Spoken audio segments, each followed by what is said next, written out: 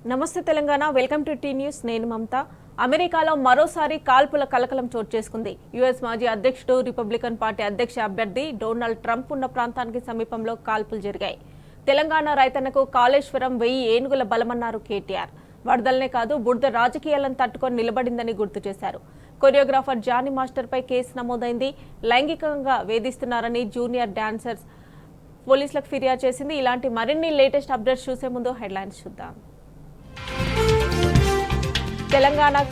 తెలంగాణ రైతన్నకు 1000 ఏనుగుల బలం కాళేశ్వరం ప్రాజెక్టు బురద రాజకీయాలను తట్టుకొని నిలబడిందని కేటీఆర్ సలాం రుణమాఫీ చేసేదాకా ప్రభుత్వాన్ని వదిలిపెట్టబోమన్న హరీష్ రావు రేవంత్ రెడ్డి గుండెల్లో నిద్రపోతానని హెచ్చరిక తెలంగాణ తల్లి విగ్రహం పెట్టాల్సిన చోట రాజీవ్ విగ్రహం రాష్ట్ర ప్రజల సెంటిమెంట్తో ముఖ్యమంత్రి ఆటలు సింగరేణి కార్మికులకు లాభాల వాటా తేల్చని ప్రభుత్వం కేసీఆర్ హయాంలో దసరాకు ముందే పంపిణీ ట్రంప్ గల్ఫ్ కోర్టు సమీపంలో కాల్పులు పటిష్ట భద్రత కల్పించాలని ఆదేశించిన అమెరికా ప్రెసిడెంట్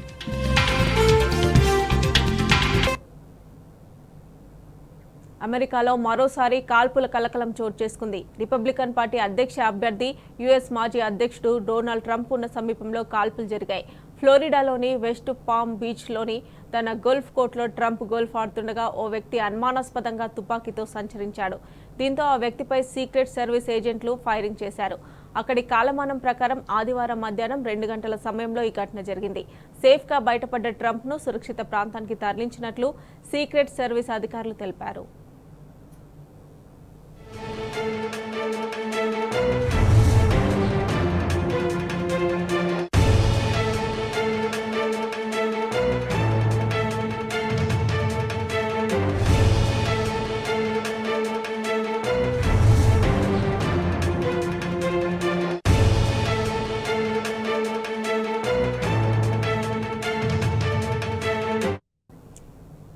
ట్రంప్కు గోల్ఫ్ ఆడే అలవాటు ఉంది ఎన్నికల ప్రచారం ముగించుకొని ఫ్లోరిడా చేరుకున్న ఆయన ఆదివారం గోల్ఫ్ ఆడుతుండగా గోల్ఫ్ క్లబ్ వద్ద ఓ వ్యక్తి ఆయుధంతో సంచరించాడు ఆ సమయంలో గోల్ఫ్ కోర్టును పాక్షికంగా మూసుంచారు అనుమానితుడు కోర్టు కంచెలోకి ఆయుధంతో కనిపించడంతో భద్రతా సిబ్బంది కాల్పులు జరిపారు దీంతో సదరు వ్యక్తి ఓ ఎస్యూవీలో పారిపోగా వెంబడించి అతన్ని పట్టుకున్నారు ఘటనా ప్రాంతంలో AK-47 మోడల్ వంటి తుపాకీని స్వాధీనం చేసుకున్నట్లు పోలీసులు తెలిపారు ఘటనలో ఎవరికి ఎలాంటి గాయాలు కాలేదు అయితే ట్రంప్ను లక్ష్యంగా కాల్పులు జరిగాయని తెలుస్తోంది ఘటనపై సీక్రెట్ సర్వీస్ అధికారులు దర్యాప్తు చేపట్టారు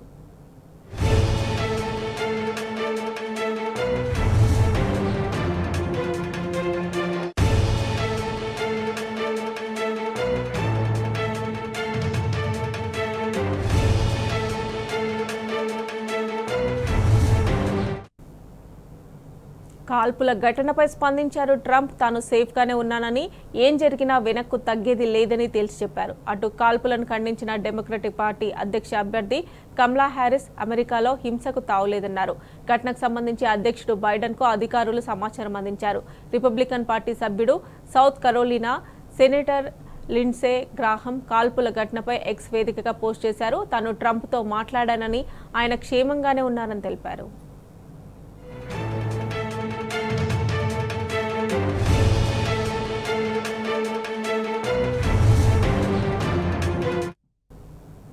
ఇక ట్రంప్ పై ఈ ఏడాది జూలై నెలలోనూ కాల్పులు జరిగాయి పెన్సిల్వేనియాలోని బట్లర్ పట్టణంలో ఎన్నికల ప్రచార సభలో ప్రసంగిస్తుండగా థామస్ మాథ్యూ క్రూక్స్ అనే యువకుడు కాల్పులు జరిపారు ఈ కాల్పులో ట్రంప్ కుడి చెవి పైభాగం నుంచి తూటా దూసుకెళ్లింది వెంట్రుకవాసిలో ఆయన మృత్యు నుంచి తప్పించుకున్నారు ఈ ఘటనపై ప్రపంచమంతా ఒక్కసారిగా షాక్ కు గురైంది తాజాగా ట్రంప్నకు సమీపంలో మళ్లీ కాల్పుల ఘటన చోటు చేసుకోవడంతో ఒక్కసారిగా కలకలం రేగింది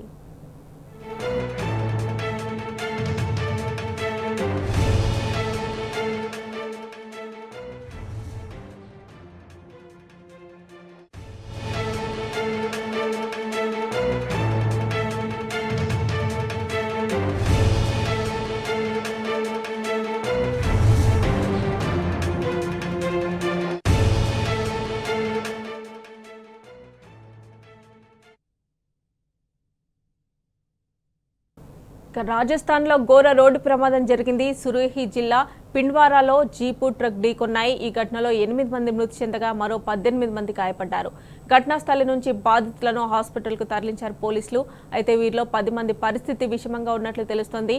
కాగా జీప్ రాంగ్ రూట్లో రావడం వల్లే ప్రమాదం సంభవించినట్లు తెలిపారు పోలీసులు. మృతులు బాధితులను ఉదయపూర్ జిల్లాకు చెందిన వారుగా గుర్తించారు.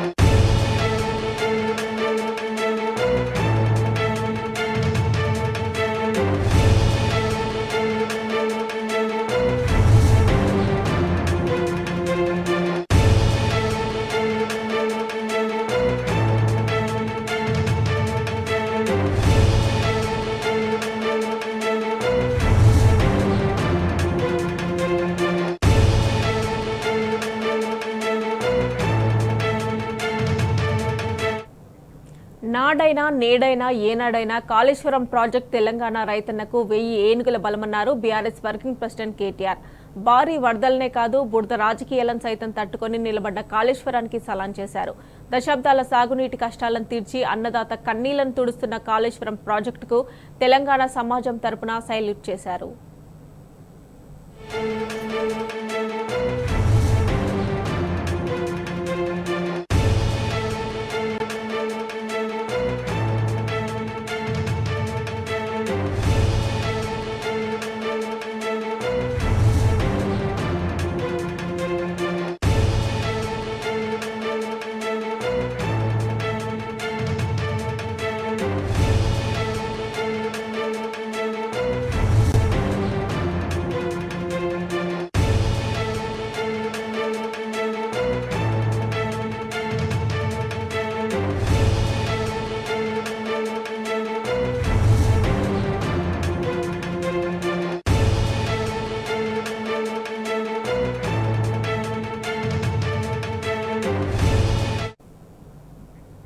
ప్రముఖ కొరియోగ్రాఫర్ జానీ మాస్టర్పై లైంగిక వేధింపుల కేసు నమోదైంది.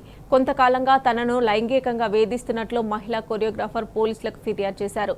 0 ఎఫ్ఐఆర్ నమోదు చేసిన రాయదుర్గం పోలీసులు నార్సింగి పిఎస్కు బదిలీ చేశారు. కాగా నార్సింగి పోలీసులు అతనిపై న్యాయ సంహిత సెక్షన్ 376, 506, 323లోని క్లాస్ 2(n) కింద కేసు నమోదు చేశారు. జానీ మాస్టర్కు గతంలోనూ నేర చరిత్ర ఉంది. ఈ మేరకు 2015లో కాలేజీలో మహిళపై దాడి కేసులో మేడ్చల్ కోర్టు ఆయనకు 6 నెలల జైలు శిక్ష విధించింది.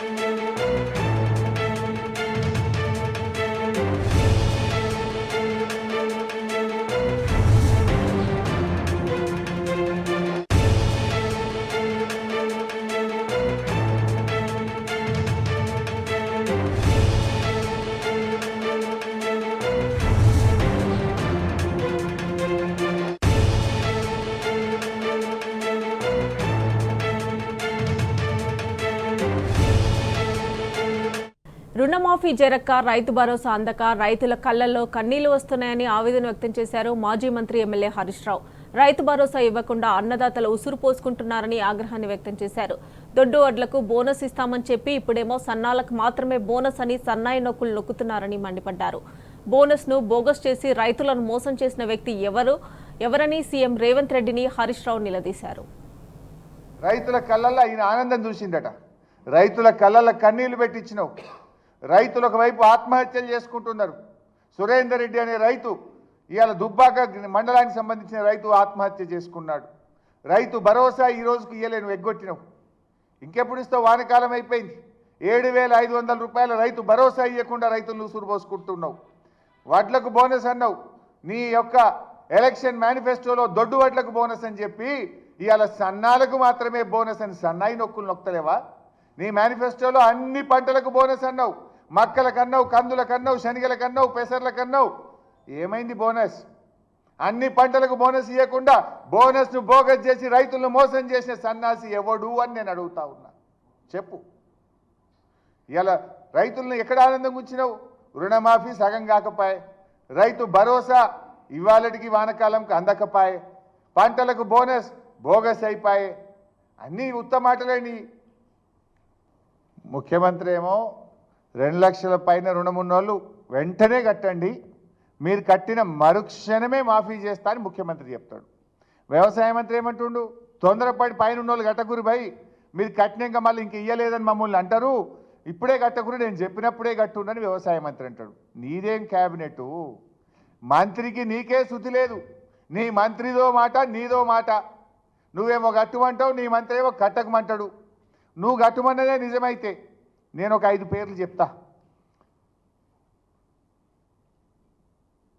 బొమ్మగారి రజిత, గ్రామం తడకమల్ల, 3,16,000 అప్పుంటే 1,16,000 రూపాయలు కట్టేసింది, నల్గొండ జిల్లా.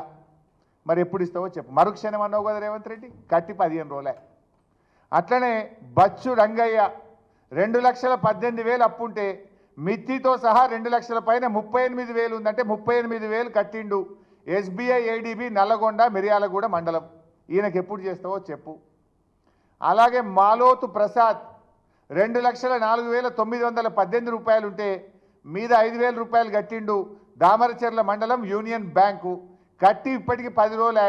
మరి మరుక్షణం నువ్వు అన్నట్టు రుణమాఫీ కాలే. అదేవిధంగా కమతం ఎల్లయ్య, 3,20,000 ఉండే, మిత్తితో సహా 1,30,000 కట్టమంటే ఎస్బీఐ జిల్లాల బ్రాంచ్లో 1,30,000 కట్టిండు. కట్టి ఇవాళకి 15 రోజులే. నువ్వు అన్నట్టు మరుక్షణం రుణమాఫీ కాలే. సుష్మిత, బక్రి చెప్పేయాల గ్రామం, 3,01,846 ఉంది. మీద ఉన్నది వడ్డీతో సహా 1,30,000 కట్టిండు. ఎస్బీఐ ఏడీబీ సిద్దిపేట, 2 సెప్టెంబర్ 2024 నాడు కట్టిండు. ఇవాళకి 13 రోజులు అయింది. నువ్వు అన్నట్టు మరుక్షణం రుణమాఫీ కాలే. ఇప్పుడు తుమ్మల నాగేశ్వరరావు చెప్పింది కరెక్టా, నువ్వు చెప్పింది కరెక్టా? కట్టంగానే మరుక్షణం చేస్తాన్నావు కదా. నేను ఉదాహరణకు ఒక 5 పేర్లు చెప్పిన. నల్గొండ 3, మా సిద్దిపేట 3 చెప్పిన. ఇంకా పంపమంటే మొత్తం పంపుతా. మరి చెయ్యి. మరుక్షణమే రుణమాఫీ చేస్తాన్నావు కదా, చెయ్యి. మాట మీద ఉండే మనిషివా లేకపోతే సన్నాసివా? చెప్పు ఇప్పుడు నువ్వు. ఇప్పుడు చెప్పు, ఎవరు సన్నాసో ఎవరు రాజీనామా చేయాలనో నేను అడుగుతా ఉన్నా. ఏమంటాడు? ఈ సన్నాసి ఏడ దాక్కున్నాడు అంటుండు. నేనట ఏడ దాక్కున్నానట. ఇవాళ స్పీచ్లో మాట్లాడుతుండు గాంధీ భవన్లో. రాజీనామా చేస్తా అన్న సన్నాసి ఏడ దాక్కున్నాడు అన్నాడు. ఏడ దాక్కున్నా? నీ గుండెల్లో దాక్కున్నా, నీ గుండెల్లో నిద్రపోతున్నా. నిన్ను నిద్ర పట్టనీయకుండా అనుక్షణం రుణమాఫీ గురించి గుర్తు చేస్తూ నీ మెడలు వంచి ఇలా సగం రుణమాఫీ చేయించిన రేవంత్ రెడ్డి, మిగతా సగం రుణమాఫీ చేసేదాకా కూడా నీ వెంట పడుతూనే ఉంటా. యాడుంటా? నీ గుండెలో నిద్రపోతా. అడుగడుగున నిన్ను గుర్తు చేస్తుంటా, అడుగడుగున నిన్ను నిలదీస్తుంటా. రాష్ట్రంలో 42 లక్షల మందికి రుణమాఫీ జరిగేదాకా నీ గుండెల్లో నిద్రపోతా. ఏడవండుకున్నావు అంటున్నావు? ఏడవండుకున్నా? రోజు నీ వెంటనే పడుతున్నా. యాడిసి పెట్టండి నిన్ను. యాదాద్రి దేవుని దగ్గరికి పోయి కూడా నేను ఎక్స్పోజ్ చేసిన. 4th సిటీ, అసలు 4th సిటీ ఎక్కడదే? దాని గురించి చెప్పు జర. జాగ ఎక్కడదో? ఫార్మా సిటీ కోసం ఈ దేశములోనే ఫార్మా హబ్గా ఇవాళ తెలంగాణ రాష్ట్రం ఉంది. ప్రపంచమే మన దిక్కు చూస్తుంది. ఇంకా మనకు దగ్గర ఉద్యోగాలు రావాలి, పెట్టుబడులు రావాలి, ఈ రాష్ట్రం ప్రపంచంలో నంబర్ 1 కావాలని ఆనాడు కేసీఆర్ గారు, కేటీఆర్ గారు 1,500 కోట్లు ఖర్చు పెట్టి 12,000 ఎకరాల భూమిని ఫార్మా సిటీ కోసం సేకరించారు. దాన్ని ఫార్మా ఇండస్ట్రీకి ఇవ్వకుండా నువ్వేదో దానికి 4th సిటీ పేరు పెట్టి రియల్ ఎస్టేట్ వ్యాపారం చేసే ప్రయత్నం చేస్తున్నావు. అది కాక నీ దగ్గర ఎక్కడితో చెప్పు? ఎక్కడిది 4th సిటీ? ఊదరగొడుతున్నావు. ఈ 4th సిటీ అంతా ఏదో నా క్రియేషన్ అని మాట్లాడుతున్నావు. వెనకటికటెవడో వంటంతా వండి పెట్టినాక వడ్డించడానికి వచ్చిండట. వడ్డించడానికి చేసి అంత నేనే చేసిన అన్నాడట. ఇది కేసీఆర్ గారు 12,000 ఎకరాలు 1500 కోట్లు ఖర్చు పెట్టి భూసేకరణ చేసి ఢిల్లీకి వెళ్ళి ఎన్విరాన్మెంట్ క్లియరెన్స్ తెచ్చి కోర్టుల్లో కేసులన్నీ క్లియర్ చేసి రెడీగా పెడితే దాన్ని ఫార్మాసిటీ చేయి నాయన అంటే ఫోర్త్ సిటీ అని పెట్టి రియల్ ఎస్టేట్ వ్యాపారం చేసే ప్రయత్నం చేస్తున్నావు. ఆనాడు ఏం మాట్లాడింది కాంగ్రెస్ పార్టీ? కాంగ్రెస్ అధికారంలోకి వస్తే రైతులకు భూములు వాపసు ఇస్తామన్నారు. ఈ వాపసి మరి అయితే ఫార్మాసిటీ పెట్టు, లేదంటే రైతులకు భూములు వాపసి. నీ ఫోర్త్ సిటీ డ్రామా ఏంది అని నేను అడుగుతా ఉన్నా ఈరోజు.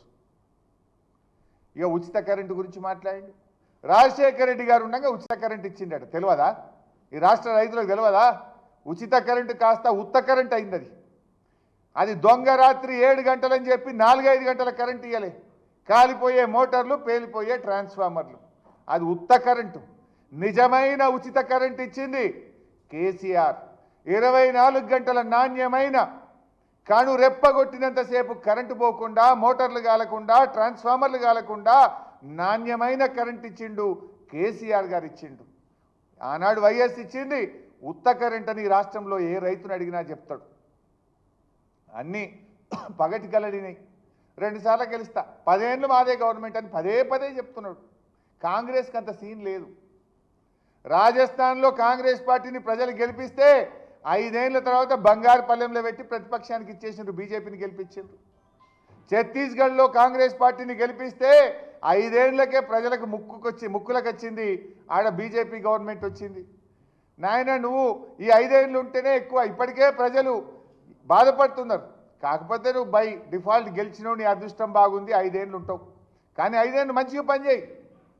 ఊరికే తిట్ల దండకాలు బంద్ చేసి ప్రజల కోసం పనిచేయి. నీకున్న అవకాశాలని జాగ్రత్తగా వినియోగించు. ఏదైనా కొద్దిగానే ఏమైనా మంచి పేరు వస్తుంది. రెండోసారి గెలుస్తా అంటే కాంగ్రెస్కి అంత సీన్ లేదు. రాజస్థాన్లో ఒక్కసారికే పోయింది, ఛత్తీస్గఢ్లో ఒక్కసారికే పోయింది. యాడైనా కాంగ్రెస్ పార్టీ ఒక్కసారికే పోతుంది. రుణమాఫీ, గాంధీ ఘటనలపై సీఎం, మంత్రులు విరుద్ధ ప్రకటనలు చేయడంపై విమర్శలు వ్యక్తమవుతున్నాయి. పొంతనలేని వ్యాఖ్యలతో కాంగ్రెస్లో గందరగోళం నెలకొంది. రైతుల రుణాలు మాఫీ కాలేదని మంత్రులు బట్టి, తుమ్మల, ఉత్తమ్, పొంగులేటి అంటుంటే సీఎం మాత్రం రుణమాఫీ ఆగస్టులోనే పూర్తి చేసినట్లు రేవంత్ ప్రకటించడంపై ప్రజల్లో అనుమానాలు వ్యక్తమవుతున్నాయి. బీఆర్ఎస్ ఎమ్మెల్యే కౌశిక్ రెడ్డిపై దాడి వ్యవహారంపై కూడా కాంగ్రెస్ నేతలు అస్పష్టమైన వ్యాఖ్యలపై ప్రజల అసంతృప్తి వ్యక్తమవుతోంది.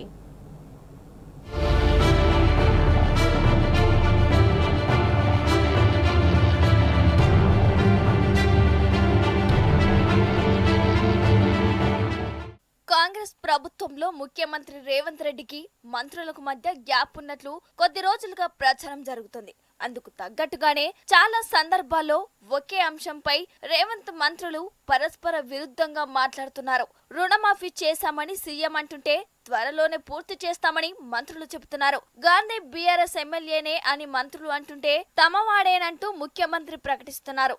అరికపూడి గాంధీ తమ వాడేనని, తమ వాళ్లే బీఆర్ఎస్ ఎమ్మెల్యే ఇంటిపై దాడి చేశారని సీఎం రేవంత్ రెడ్డి ఆదివారం ప్రకటించారు. అయితే గాంధీ బీఆర్ఎస్ ఎమ్మెల్యేనే అంటూ మంత్రులు శ్రీధర్ బాబు, మల్లు బట్టి విక్రమార్క ఇప్పటికే వ్యాఖ్యలు చేశారు. రుణమాఫీ విషయంలోనూ మంత్రులు గత నెల రోజులుగా చెప్తున్న మాటలకు, సీఎం చేస్తున్న ప్రకటనలకు ఎక్కడా పొంతన ఉండటం లేదు. ఒకే అంశంపై సీఎం రేవంత్ రెడ్డి, మంత్రులు విరుద్ధ ప్రకటనలు చేయటం కాంగ్రెస్ పార్టీలో చర్చనీయాంశమైంది. రేవంత్ రెడ్డి ఇటు ప్రభుత్వ పరంగా, అటు పార్టీ పరంగా తీసుకుంటున్న నిర్ణయాలపై ఇతర మంత్రులు, నేతలతో చర్చిస్తున్నారా లేదా అనే సందేహాలు వ్యక్తమవుతున్నాయి.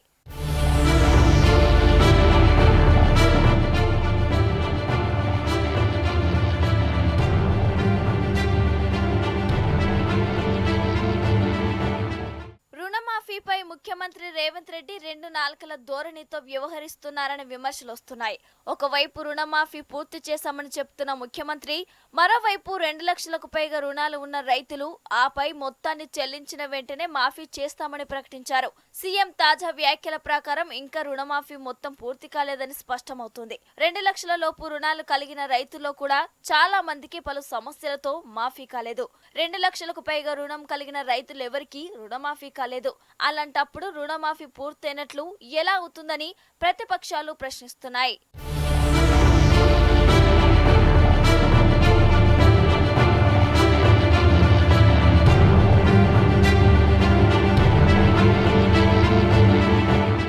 ప్రభుత్వ లెక్కల ప్రకారం రుణమాఫీకి అర్హత కలిగిన రైతుల సంఖ్య 42 లక్షలు. వీరికి రుణమాఫీ చేసేందుకు 31,000 కోట్లు అవసరమని ప్రభుత్వం గతంలోనే వెల్లడించింది. ఇప్పటి వరకు 3 విడతల్లో 23 లక్షల మందికి రుణమాఫీ చేయగా ఇందుకోసం 18,000 కోట్లు ఖర్చు చేసింది. ఇంకా 19 లక్షల మంది రైతులకు 13,000 కోట్లు మాఫీ చేయాల్సి ఉంది. 2 లక్షల లోపు రుణం ఉన్న సుమారు 4 లక్షల మందికి మాఫీ కాలేదని తెలిసింది. రేషన్ కార్డు లేకపోవటం, ఆధార్ కార్డు, బ్యాంకు ఖాతాల్లో తప్పులు ఉండటం తదితర కారణాలతో వీరికి రుణమాఫీ కాలేదు. 2 లక్షలకు పైగా రుణం ఉన్న రైతులకు ఎప్పుడు మాఫీ అవుతుందో చెప్పలేని పరిస్థితి నెలకొంది. 2 లక్షలకు పైగా ఉన్న రుణాన్ని బ్యాంకుల్లో చెల్లించిన వెంటనే మాఫీ చేస్తామని చెప్తున్న ప్రభుత్వం ఇందుకు ఎలాంటి గడువు విధించలేదు. దీనికి తోడు 2 లక్షలకు పైగా ఉన్న మొత్తాన్ని ఇప్పుడే చెల్లించొద్దని, తాము చెప్పినప్పుడే చెల్లించాలని వ్యవసాయ శాఖ మంత్రి తుమ్మల నాగేశ్వరరావు ప్రకటిస్తున్నారు. ఈ నేపథ్యంలో వీరికి రుణమాఫీ ఎప్పుడవుతుంది, అసలు అవుతుందా లేదా అనే సందేహాలు వ్యక్తమవుతున్నాయి. ఈ విధంగా ఆగస్టు 15లోగా రైతులందరికీ 2 లక్షల రుణమాఫీ చేస్తామని మాట తప్పిన సీఎం రేవంత్ రెడ్డి మాజీ మంత్రి హరీష్ రావు రాజీనామాను కోరటం విడ్డూరంగా ఉందని ప్రతిపక్షం విమర్శిస్తుంది. ఏ మొహం పెట్టుకొని హరీష్ రావును రాజీనామా కోరుతారని ప్రతిపక్షం ప్రశ్నిస్తుంది.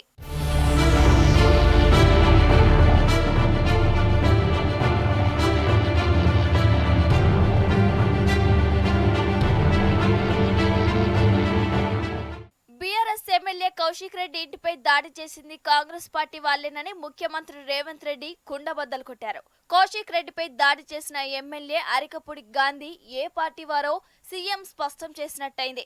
ఈ వ్యాఖ్యల ద్వారా గాంధీ తమవాడేనని తేల్చి చెప్పేశారు.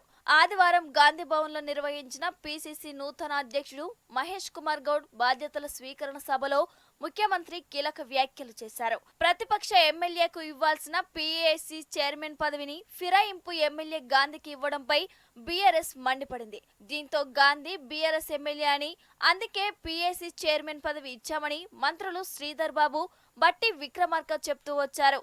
సీఎం రేవంత్ రెడ్డి ఢిల్లీ పర్యటనలో గాంధీ బీఆర్ఎస్ ఎమ్మెల్యే అని చెప్పారు.